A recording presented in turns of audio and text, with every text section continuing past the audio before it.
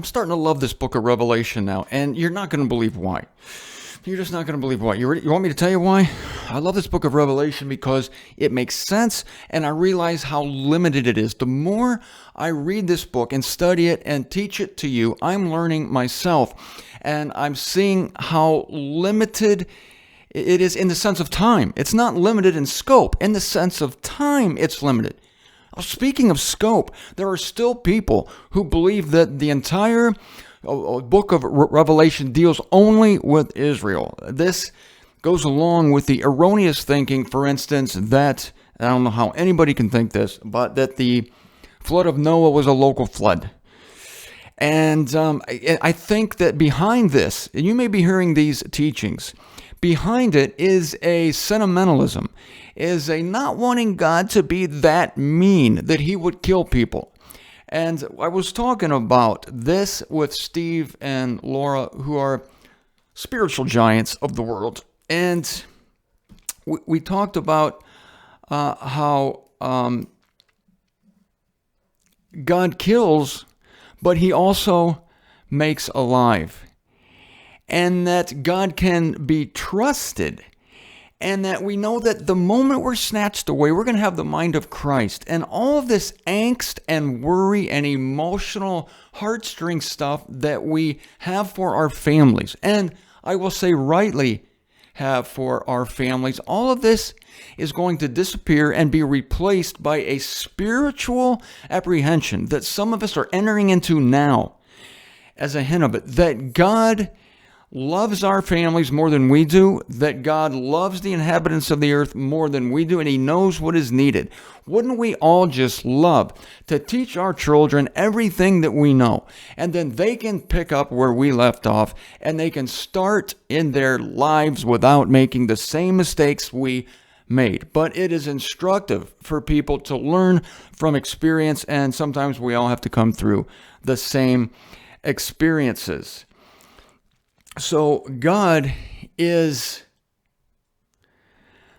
dealing now as we turn a page. Yes, ladies and gentlemen, we are now turning to chapter 10 in the unveiling. As we turn a page, we're going to find out that this all makes sense. This is why, again, I started out, I'm joyful now in the book of the unveiling, because I see as we turn a page, go to chapter 10, I see God progressing in a sane, reasonable, rational way. And now he is going to begin to deal with his people, Israel.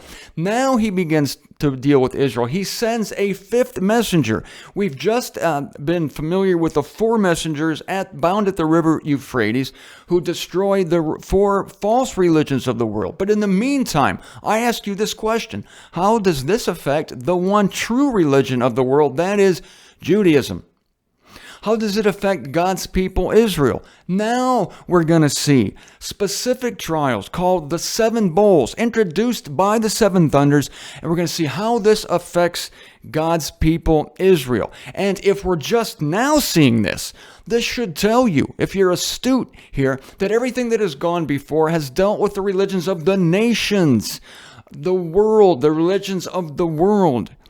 The unveiling does not, well, it does. It starts with Israel. We have Jesus visiting as a prophet the seven ecclesias of Asia Minor. Then we have, which are still future, then we have the four horsemen, the judgments, the trumpets coming forth against the nations.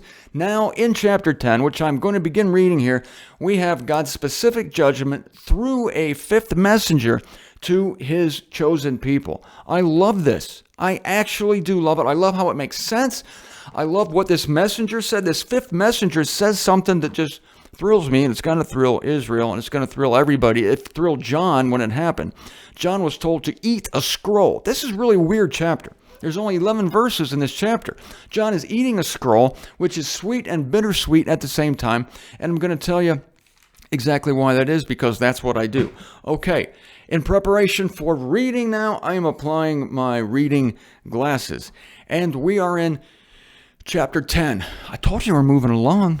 It's not chapter 1 anymore, people. We're not in Kansas anymore. We're in Alabama. We're not in chapter 1 anymore. We're in chapter 10. And I proceed, verse 1. Another strong messenger. Keep that word in mind, strong, because I have a suspicion who this messenger is. No, no, I'm not going to be adamant about it. I'm not going to make a big deal about it. I'm just saying it's a sneaking suspicion. A strong messenger descending out of heaven, clothed with a cloud. This is a good thing. I'll try to shut up, but I'm going to probably comment throughout. And the rainbow on his head. That's another good thing. See, I already can't shut up. A rainbow on his head. And when this sounds weird to you, and it's going to sound weird, keep in mind, this is what John saw. But all these things are meaningful. They have interpretations behind them, and the interpretations are literal. A rainbow on his head, and his face as the sun, and his feet as pillars of fire. That's not so good news there. The head part is good. The clouds and rainbow, feet, pillars of fire. That's the bittersweet part. And having a tiny opened scroll in his hand. And he places his right foot on the sea, yet the left on the land. And he cries with a loud voice, even as a lion is bellowing. And when he cries, the seven thunders speak with their own voices. And when the seven thunders speak, I was about to be writing. That's what I would be doing. I'd be doing the same thing, John. You're taking me to the day of the Lord. You're taking me into the future. And you're showing me these amazing visions, and then these seven thunders, which I would, as John did, I would associate these with the literal thunder that I was well familiar with. But then the thunders begin to speak, and I hear words, and I hear what sounds like thunder at first, but then the thunder morphs into syllables, into understandable words. And since I'm a writer, and since John was a writer, are you getting this echo? I feel like I'm at Carnegie Hall. I kind of like it, though. It's so appropriate. I'm a writer. John's a writer. Maybe it's just my earphones. I don't know. I'm going to write it down. You remember Field of Dreams? Another one of my frequent references when James Earl Jones is about to go into the cornfield. He's invited to go with these players into the other realm, into the next world. And Kevin Costner says, what are you going to do? What do you mean? You're going to go with him? And James Earl Jones says, I'm going to write about it. That's what I do. That's what I do. I'm going to write about it. And John starts to want to write. And he hears a voice out of heaven saying this, seal what things the seven thunders speak, and you should not be writing them. Now this, ladies and gentlemen, ticks me off. It would be like James Earl Jones going into the corn in the Field of Dreams, writing, because that's what I do. And he comes back, and Kevin Costner goes, okay, tell me, where's the book? I wasn't allowed to write. What? You weren't allowed to write. It's the same with Paul, going to the third heaven, coming back, not allowed to speak. So the seven thunders, whatever they said, John could not write it down. But believe you me, he understood what they meant. I will tell you what they are later this week, possibly. What day is this? Wednesday? Okay, we'll see about it. Probably not. Verse 5. I'm going to read this without commenting. Ho, ho. And the messenger whom I perceived standing on the sea and on the land lifts his right hand to heaven and swears. This is phenomenal. But swears by him who is living for the eons of the eons, who creates heaven and that which is in it, and the earth and that which is, that there will be no longer delay. He swears. He swears at this point. By the God who is living for the eons, and who creates heaven and that which is in it, and the earth and that which is in it, and the sea and that which is in it. That's why one foot's on the land, one foot's on the sea. That even though we're now beginning to deal with Israel and the bowls that will come for the trial of God's dear people, we still have a universal application, should I say an earth-wide application. Here's one reason for it. This is me. This is what I think. Is because Israel is today scattered among every nation on earth. And you cannot simply go to the promised land today, to the land of Israel, as many people do today, many expositors, many commentaries, the people who are broadcasting the news. They are convinced that Israel is only located there in the land of Israel. And many people think, of course, talked about this a long time ago in this series, that the Declaration of 1948, which brought Israel back to the land, that was a fulfillment of the promises of God to bring Israel back to the land. It's not. 1 foot of the fifth messenger is on the land, 1 foot is on the sea. There will be a worldwide resurgence of Israel and a calling of them, and the 144,000. As I've told you, is part of this, you see. And they are scattered among every nation of the earth right now. And you are perhaps living next to one of them. They will be brought forth. But likewise, the judgments also will come to the sons of Israel. There will be 144,000 sealed.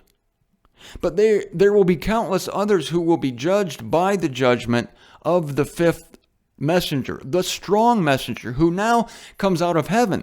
Because before this, under the sixth seal, and we're still really under the sixth seal and the sixth trumpet. We have not yet heard the seventh trumpet. Under the sixth seal and the sixth trumpet, we've seen things come out of the earth. The locusts came out of the earth.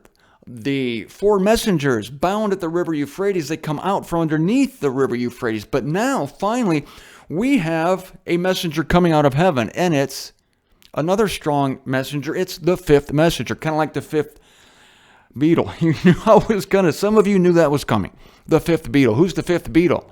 Oh, was it George Martin, their producer? Was it the radio announcer, Louis the K? Was it Billy Preston? But who's the fifth messenger? But the significant thing is, comes out of heaven, descends out of heaven, which contrasts it with these previous messengers who came out of the earth. Now we're dealing with God visiting his people. John can't write what the thunders are portending. Nevertheless, the message here is that the message that is sworn to is that there will no longer be any delay. There will be no longer delay. But in the days of the seventh messenger's voice, which is future at this time, what we're reading here, whenever he may be about to be trumpeting, the secret of God is consummated also.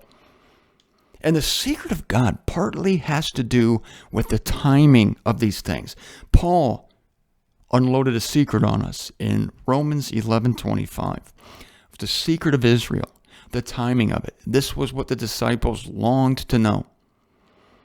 And now the final verse I'll be able to read from this passage. I'm only halfway reading through reading chapter 10 to you here. But the last passage I'm going to share with you today of verse 7 is this.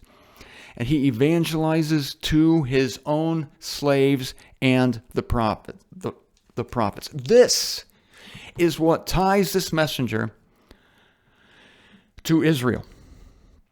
Because, my friends, ladies and gentlemen, God is intensely interested in his people Israel. He has not given up, as some have said to you, preterists. He has not given up on his people Israel. The Apostle Paul assures us in Romans 11, he has not cast away his people, thrust them away temporarily, never cast them away permanently. And the fifth messenger is coming from heaven to mete out judgment and to give a promise to God's people, Israel.